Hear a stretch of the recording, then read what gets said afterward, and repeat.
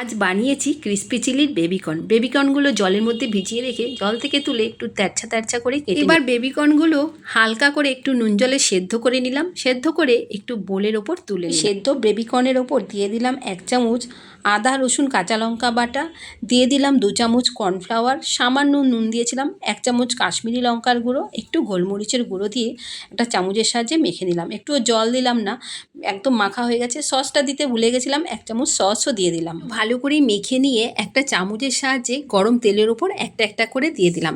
দেখো এক পিঠ ভাজা হয়ে গেছে, এবার আরেক পিঠ উল্টে দিলাম। আরেক পিঠও ভালো করে ভাজা হয়ে গেলে একটা স্ট্রেনারের সাহায্যে তুলে নিলাম। এইভাবে আমি দুবারে সমস্ত বেবিকর্ন ভেজে নিলাম। সব ভাজা হয়ে গেছে। ওপর থেকে তারপর একটু 2 চামচ টমেটো কেচাপ, 1 চামচ সয়া সস দিয়ে ওই বেবিকর্নটা দিয়ে দিলাম একটু কাঁচা লঙ্কা কুচি, আর ওপর থেকে একটু সাদা তিল ছড়িয়ে দিয়ে টস করে নিলাম। দেখো দেখতে এটা কত ভালো লাগছে, আর খেতে হয়েছিল খুব ভালো। তাই দারুণ কাকিমার মতো আমিও বলে ফেললাম দারুণ।